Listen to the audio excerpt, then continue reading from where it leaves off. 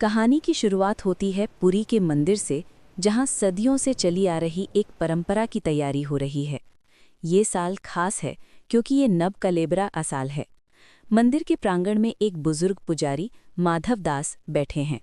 उनके चेहरे पर झुर्रियां हैं, पर आंखों में एक अजीब सी चमक और डर दोनों है। माधव दास को इस बार एक ऐसे काम के लिए चुना गया है जो हर किसी के नसीब में नहीं होता। ब्रह्म पदार्था को पुरानी मूर्ति से निकालकर नई मूर्ति में स्थापित करना। उनका पोता आर्यन, जो शहर से पढ़कर आया है और हर चीज़ को साइंस से तौलता है, वो अपने दादाजी से पूछता है, दादाजी, ये ब्रह्म पदार्थ क्या है? क्या ये सिर्फ एक पत्थर है या कोई पुरानी धातु? माधवदास मुस्कुराते हैं और कहते हैं, बेटा, ये वो रहस्य है जिसे आज तक किसी ने अपनी आंखों से नहीं देखा। जिसने देखने की कोशिश की वो अंधा हो गया या उसने अपने प्राण त्याग दिए। पूरे पुरी शहर की बिजली काट दी जाती है। चारों तरफ घना अंधेरा है। मंदिर के चारों दरवाजे बंद कर दिए गए हैं और बाहर सीआरपीएफ और पहरेदार तैनात हैं ताकि कोई परिंदा भी पर न मार सके। माधवदास के हाथों में रस्सी बांधी जाती है और उनकी आंखों पर एक गहरी काली पट्टी।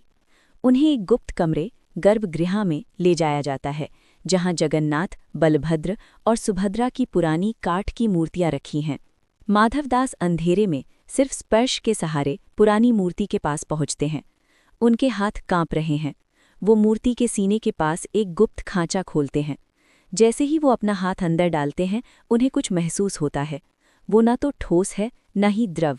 वो थोड़ा नर्म है और वो गर्म है। माधवदास को लगता है जैसे उनके हाथों में कोई जिंदा चीज़ है। उन्हें एक धक धक की आवाज़ सुनाई देती है, एक साफ हार्ट बीट। वो डर के मारे पीछे हटते हैं, पर फिर उन्हें एक सुकून मिलता है। उन्हें लगता है जैसे पूरी सृष्टि की ऊर्जा उनके हाथों में है।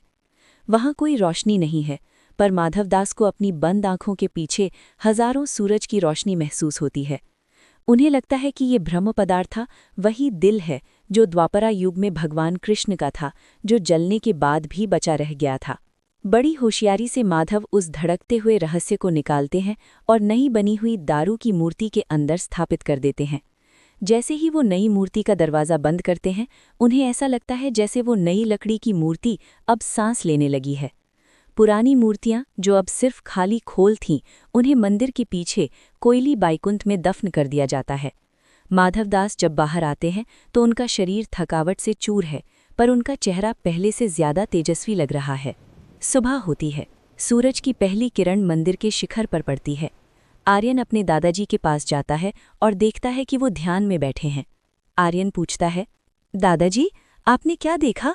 क्या वो कोई रेडियो एक्टिव मटीरियल था या कोई पुरानी खगोलीय चीज़?